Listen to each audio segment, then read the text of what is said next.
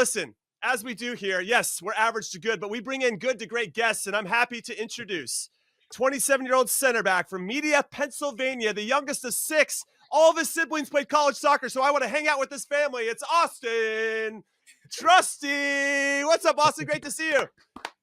Thanks for having me on. Good to see you guys. So this is your first time back in camp since November of 2024. That was Mauricio Pochettino's second camp overall.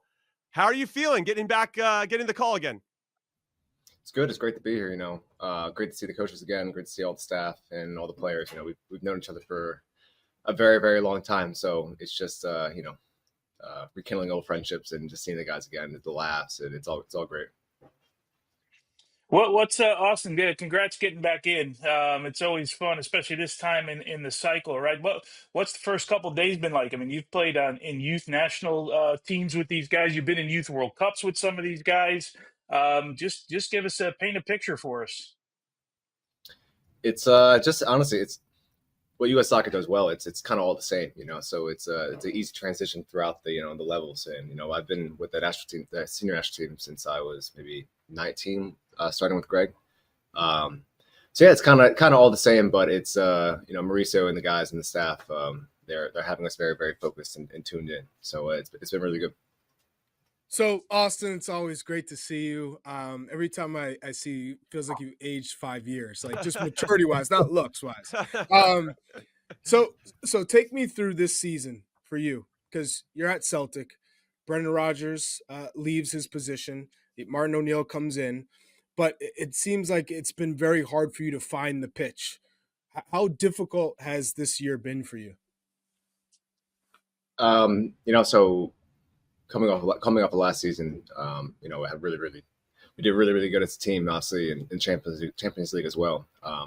That had a really good preseason, and then unfortunately, I tore my plantar fascia. So the bottom of your foot, I just bad timing, and it. Plantar fasciitis and tearing your plantar fascia is one of those injuries where it just takes a long time, and there's not much blood flow down to your foot, so it heals a lot slower than it would be like your hamstring. So just really, really bad timing. But it just ended up when Martin O'Neill came in, I was fully fit for like a week or so before, 2 weeks before, and got my opportunity and then took advantage of it. Yeah, and getting man of the match performances, especially in the old firm. Congratulations, absolutely dominating. We love to see it. Now, the last 2 camps, Austin, we've gone into a back 3, and I'm sure you're watching going, I could fit into a back 3. I'm a left footer. I can hit the big switch. I can play on the left side of this. I can play on the right side. I can play anywhere in the back 3. How excited have you been to see this switch? Because ultimately it opens up one more position for a center back.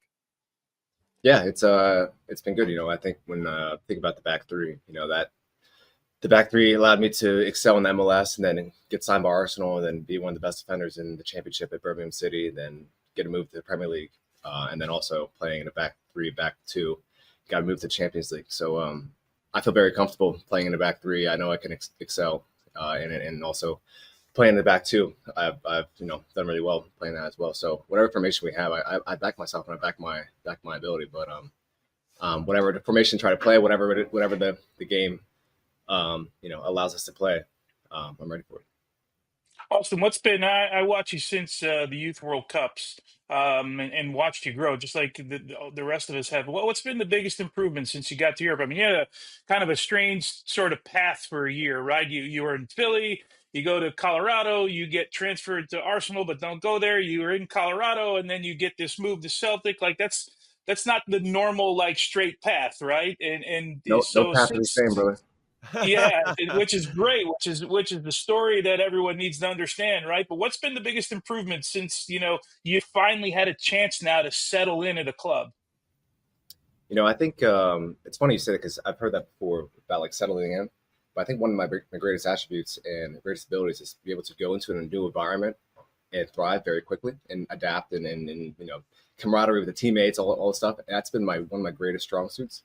I think a lot of times it takes players 1 or 2 years to really kind of get in with the team, get in with the vibe. But luckily, thankfully, that's been one of my biggest strong suits, to be able to really be super, super adaptable and be able to just get immersed into the system very, very quick.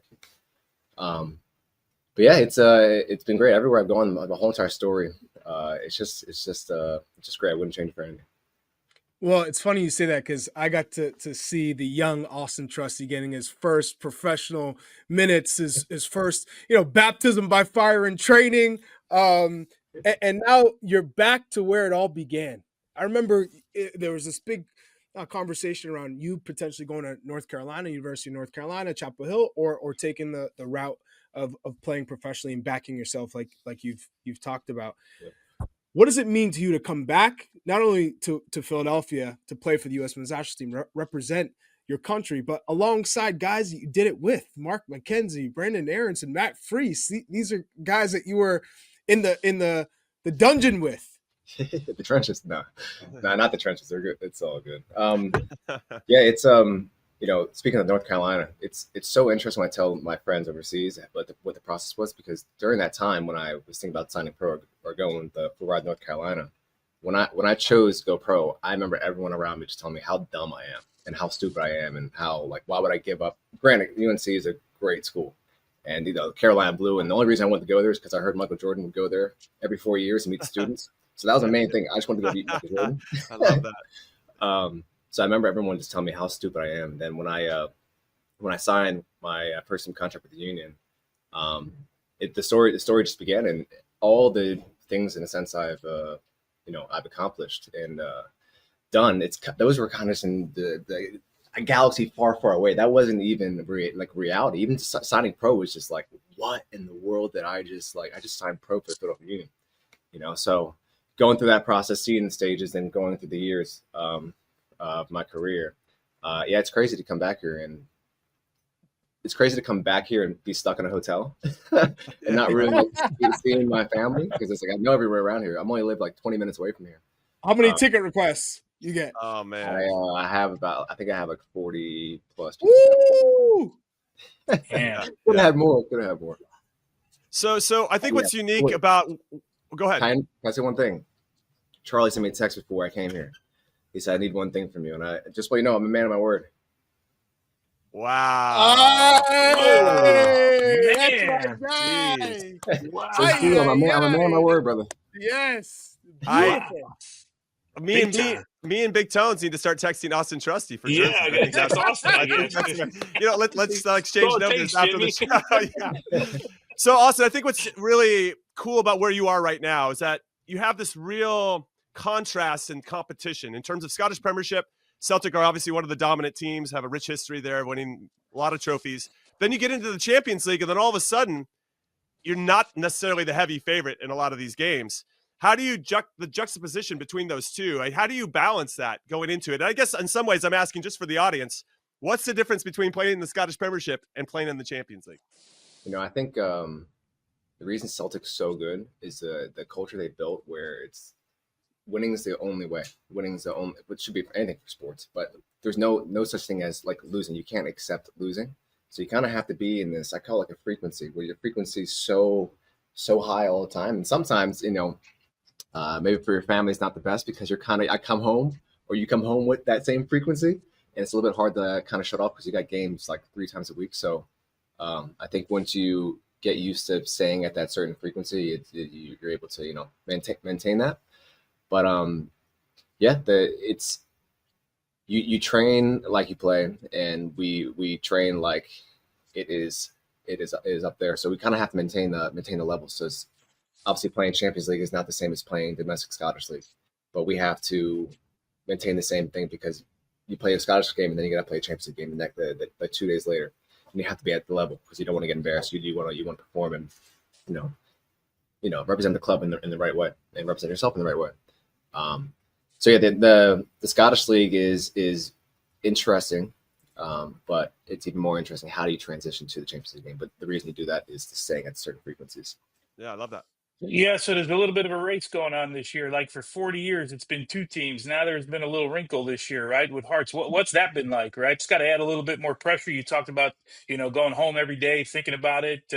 What's that been? And of course, Brendan Rodgers now leaves the club, and you've got a new manager, Martin O'Neill. There's been rumors of one Wilfred Nancy maybe going. There's like my point is, there's a lot of things swirling around Celtic today that in other years you don't see. Yeah, to be honest, I haven't the guys don't really talk much about it. It's a long season. The football, the season is very, very long. A lot of games, a lot of things can happen. And when you get to the winter months, when you get to certain periods of months where it's an absolute grind, that's when it shows true character. And that's where Celtics been able to really excel during all the years, because they can stay at that frequency for so long throughout the entire period, and it's not really acceptable to get out of it. So yeah, I haven't heard much about the standings or whatever. We were just focusing focused game by game, and we know it's a long season and we're in control. It's in our power. So talk to me about the Scottish Premiership compared to the English Championship, the EFL, compared to Major League Soccer. Where does this league rank for you? What are the differences between MLS and EFL and the Scottish Premiership for you? Yeah, it's kind of hard to say, because playing for Celtic in the Scottish League is way different than playing for St. Johnstone in the Scottish League. So it's a way different lens to look at things, because it's like a major powerhouse is iconic club versus run of the mill type of club. No disrespect, but it's just a different lens playing for Celtic in the Scottish League. What about the competition? Everyone's good. You have to respect your opponents. I think everyone can play the game and capitalize on any kind of opportunity. So you can't be in the mindset where we're Celtic, we can just run over everybody. You have to be like goal, goal, goal, goal, goal. And then in terms of MLS and championship, the MLS, when I was in the league, it's very, very athletic. And, the championship, I didn't realize how much of a grind it actually is. It is I think, granted, because when I went to Birmingham City, I played a full season MLS and then barely had an off season because I was called into camps. So then I played basically season and a half, and then I went straight into the championship. So I kind of played 2.5 seasons in that one bit. So maybe my viewpoint is a little bit skewed of how hard it was. But I didn't realize how often you played. You played during Christmas, you played during New Year's. You have no break. You have pretty much no life other than football. But the level is it's high. Every team can win, and that's the beauty of it. And then if you don't show up for that game, even if they kick long, even if they try to play, they can win. So you have to be on it. A lot like MLS then, in that sense. Yeah, they're very similar. All right, well, speaking of MLS, this is a nice segue into this. There's some rumors floating around that Wilfred Nancy, the coach of the Columbus Crew, might be one of the favorites to take the Celtic job. Have you talked to any of the Columbus Crew guys that are in camp right now? Aiden Morris obviously played for the club. Max Arston, Patrick Schulte. Has that been discussed at all? Yeah, a couple of them have mentioned it to me. We're just chatting, seeing have I seen it, and what I'm asking what their thoughts are. I've only I don't know. I kind of say all that stuff has nothing really to do with me in terms of whoever the gaffer is going to be. If Martin stays, that'd be awesome. If whoever comes in, it's not really, as a player, I have no control over that. But yeah, it's definitely been mentioned from the guys here, because obviously if that were to happen, they'd be losing their coach. Oh, well, I can tell you right thing. Martin O'Neill is very temporary. That's for sure. Whether it's through the rest of the season, a couple of months, I think it is very temporary. But in terms of what Wilfred Nancy brings, I think he brings a beautiful style. Aiden Morris was one of those players who I think profited from a coach like Wilfred Nancy. Have they talked about what he will do, in terms of how good he is and what his strengths are? To be honest, we haven't talked too much in depth. Okay. Sorry. We haven't talked too much in depth, but I know he's a good coach. Obviously, he's had a lot of success, with the squad here. So, yeah. Austin, excuse me, last one for me here. Not a lot of opportunities, right, to impress Mauricio Pochettino and his staff. This is a great opportunity for you. When you leave camp here in about a week, what do you want Mauricio and his staff to know about you? That I can be that guy. I think I'm in a place right now in my career, and personally, where everything's kind of aligning, and I'm the most fit I've ever been. I'm the most confident I've ever been. I'm the most everything. I'm in a really good place, and my mindset is perform, and show these guys, because the national team is everything to me. Every decision I've ever made in my entire career hasn't been about money. It's been about putting myself in the best position to be part of the national team, because this this is what I grew up. This is the dream. This is why it means the world to me. So I think I just need to, show that through my play and show it to them where that this generally does. It means the world to me to be part of this team. And no better place to do it than Philadelphia, baby. Let's get after it. All right, last question before we let you go. It's tradition here. We want to know your favorite jersey swap. What's the best jersey you've ever swapped? Or we've had stories where you get waved off as well. You went for a player and they said absolutely not. We're not going to switch. That mostly applies to Jimmy. That's it only applies to Jimmy. Listen, I used to like Riquelme and not so much anymore after he waved me off. But that's a conversation for another time. Auston Trusty, best jersey swap story. Be honest, I've actually been blessed with a lot. I've had Thiago Silva, I've had Van Dijk, I've had Van Dijk. And Thiago Silva. These are two of the best of all time. I know. Wow. I have a lot. Any strikers?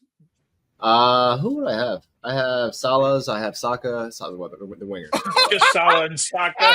Wait, you're dropping this way too casually. This is way too casual. Hey, Trusty. Hey, right here. Hey. Hey, he came all over us. He came in with Rocky. He came in like Rocky. I'll do a little tour one of these days. Wow, Saka, Salah, Van Dijk, Yeah. Thiago Silva. That is. I'd say Silva. Silva's probably my favorite. Silva's my favorite. Wow. Silva's your favorite, Thiago Silva. Yeah. Nice. Jeez. Holy. We got to end the interview. I don't even know what you can ask after that. He just flexed all over us. Do you have Neymar? Do you have Messi? Messi. One of these days, hopefully. Yeah. I like that. That's a good attitude. Auston Trusty, everybody. Good luck in this window in these two games. Appreciate it. We hope you play well. Thank you, man. Appreciate it. You're still here? Yes. I absolutely love that. Listen, while I have your attention, if you want more average to good soccer content, this is the channel for you. Go check out our other videos. Go check out our playlists.